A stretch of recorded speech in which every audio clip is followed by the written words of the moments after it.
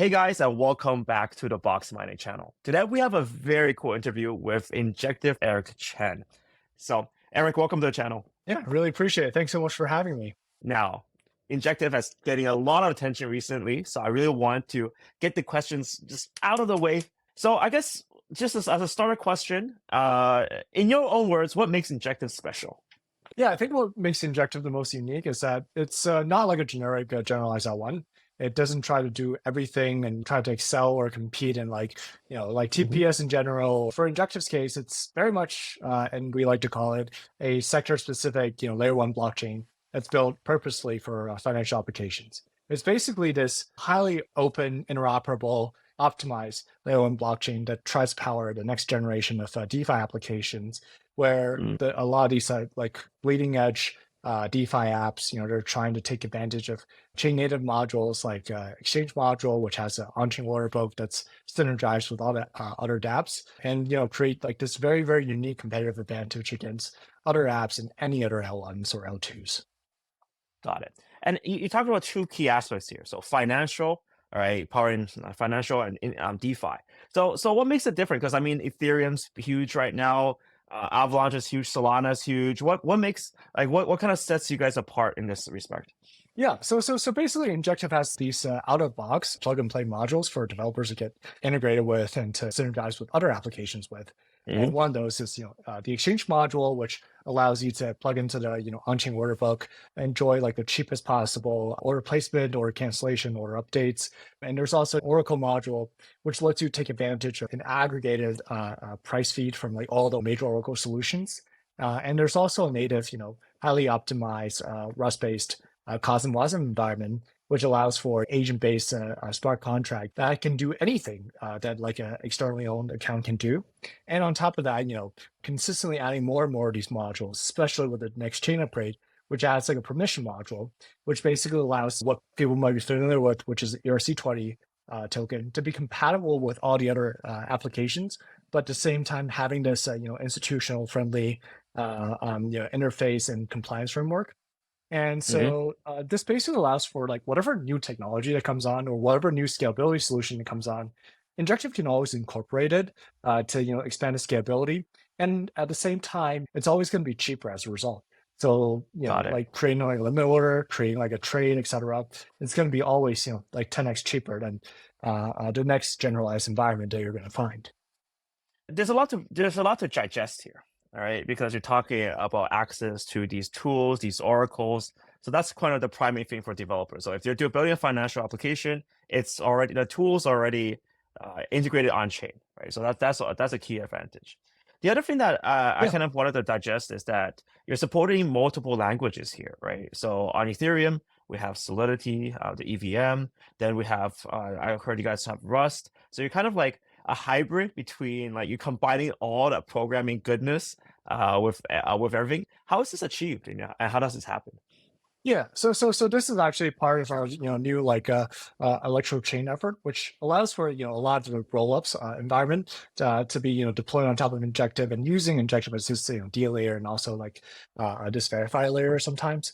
The first two that are being launched are the INSVM layer and also the INEVM layer. And this Hmm. basically allows for the Solana runtime environment and also the Ethereum virtual machine environment to be Hmm. built on top to roll on top of the Injective chain. And oftentimes, people generally treat these rolled environments as a scalability solution. But for our case, it's actually more of an interoperability and for more of an environment diversity solution. And what this allows for is, even if you're, building completely in like a rolled environment where there's always going to be inherent delays for, a lot of Ethereum L2's case, it's going to be a 7-day like withdrawal period, et cetera. It also allows you to be tightly coupled with the injected native chain to take advantage of all the liquidity and all the execution and all the flow within the injective chain, but at the same time being able to develop and perhaps even in like a more optimized way on top of this rollup environment. So the strategy here is to just entice developers that are developing on other chains or they can easily port over, right? You can basically take existing code without any too many optimizations, port it over to this appropriate layer on Injective. So that's going to be exciting for a lot of developers because it's probably the first time the Solana developers kind of see the Ethereum developers that see like the other Rust guys. Like that's exciting, right? Yeah. Nice, nice. All right, let's play a few games first. So we're gonna ask we're gonna ask a few questions. We're gonna ask you to either inject it or to eject it. Okay, and then you can give a little bit of explanation of why or not. But let's start with an easy one first. Pineapple on pizza, inject or eject? I'm sorry, one of my best friends is Italian, so I'm gonna have to say eject. All right, okay. Second question, inject or eject selfie sticks? Oh, that's a hard one. I would say like before like the latest generation of iPhone or like the latest 2 generation, definitely Uh-huh. eject. But like these days, there's like wide angle and stuff like that. Eject 100%. Eject. Get that shit out of here. Okay, we got inject or eject reality TV. Reality TV, what's that? Oh, you mean like the reality shows? Yeah. I would say eject like 60% of them. There are like quite a few ones that are like certainly very, very interesting. I can't think off the top of my head, but I feel like, like the traditional, whenever you think of the reality TV, like it's probably like a eject. Got it. Okay, then eject or inject meme coins. I would say inject because um, basically it's one of those things where it's like it really showcases like how powerful like a community can be. And especially, like meme coins is literally like a representation of like, like the dollar value of like a certain community that are like hyper aligned. We've seen, Dogecoin, we've seen like Shiba Inu, we've seen like all these like projects before, it's very easy to dismiss. It was like, what is like the economic value behind it? But now like it became very, very clear. It's like, it's certainly like a belief system and it's very, very much hard to like, like quantify. And like now, like seeing Kira, seeing Ginger, like like all those like crazy like communities out there, basically became like an economic indicator of like a community alignment. It's people want to have fun, right? Inject or eject Mirza's cat. No, I like my cat better. Sorry. Got it. Let's eject that. All right. So on that note as well, I mean, the meme coin seems to be like the ones that's popping up everywhere. What do you take on this whole thing? Are you personally like playing with meme coins right now? Yeah, so I certainly showed a little bit of support, and I think like a few projects transfer like their LP token to me. I'm still figuring out like the proper way to burn it without like causing like a panic.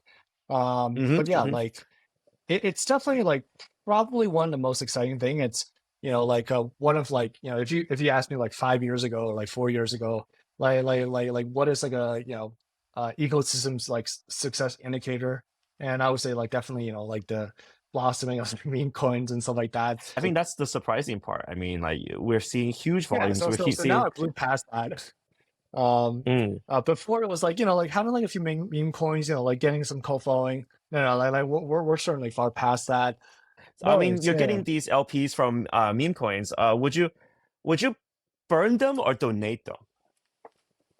No, I'm definitely burning them. Maybe there's like like other like like places to LP them per se, where it's like hey, like Mhm. maybe like one place that you LP, like it turns out like some other place is better. So like what is the timing for burning? Like if you burn it, like it kind of became like awkward ground where like there's like a new like and like much more capital efficient LP venue that popped up. So that was like like my hesitation for like burning like right now, like literally Mm. like 4 days after I received it. But yeah, like within a matter of like weeks, if not like a month or two, it's definitely going to be burning done. So on that, like let's go back to some of the more serious stuff. Right now there's probably a lot of stuff that's being developed on injective that a lot of people probably don't even know about, like Me Too Finance or what would be like your most underrated project in your opinion that's being developed on injective? Yeah, I would say so. So like personally, I've spent a lot of time on like coming out with a lot of theoretical models around like on-chain market making around like microfinance. So I Hmm. certainly have like a personal mental bias on like microfinance. Recently, a lot of attention has been on Mitos Launchpad product and some of the generalized like marketing product. But like part of my academic purity mind would be like like hey, like it's not perfect yet, like but really on I think it's more of a effect to really show over time where it's like hey, like this part has like better capital efficiency, better like APY, it doesn't suffer too much from like IL and etc. Hmm. If any at all. It's definitely within like the Mito umbrella, but it's more about like the specific vertical product that Mito is offering that I would love for people to draw more of their attention on. And I think, maybe they do like upon launch, but if they don't, like I would love to like, draw their attention towards it. Mm. I think that's always the case, right? Like when people describe concepts, it's quite hard. I guess like for me, I'm a very much of a learner that's based on just clicking buttons and doing something. So I guess it's 100% those cases where when you demonstrate something and allow people to use it and play around with it, the results can be amazing. Okay, so what's coming up next for Injective that you find very exciting? Yeah, I think one of the most exciting ones is certainly like the upcoming main upgrade. Basically, it's going to encompass like a lot of like institutional tools that we've been spending a lot of time to survey like all the major institutions on what their Mhm. wants and needs are, and to come up with like the perfect solution for them to like properly onboard and to bring on like a major flow of asset class. It certainly has been like slightly pushed back because of the recent like Russian like adoption, etc. Even like a chain upgrade, which might require 30 minutes of downtime, might cause a lot of stir. But like it's pretty much like the next big thing that we've been like pushing out for. Got it. What would be the main features? So it's targeting institutional users. What do they want that we don't have right now, or what are they dying for right now? Yeah. So for the most fundamental level, it's certainly like the permission aspect of things. But obviously, as we know, like as you permission something, it Mm, practically become useless within like the on-chain world. So you have to slowly start to think about like solutions that can be presented for institutions to take advantage of all the on-chain liquidity and all the on-chain activity, and at the same time, making sure they satisfy their compliance framework. So then it becomes kind of like this shareable list of permissioned access where it basically became like kind of like a la carte for different institutions or different asset issuers to pick from, which is like it could be like, hey, like we want major dApp integration, but at the same time, we have like a not like a whitelist, but rather a blacklist, and that became like a list unto mm, itself. And then at the same time, like it could be like a whitelist where it's like we want the app, dApps to be like seamlessly incorporated with Injective, but for those to actually like hold it like in like a self custody way or like to withdraw it, then it becomes permission. That is like a completely viable venue as well.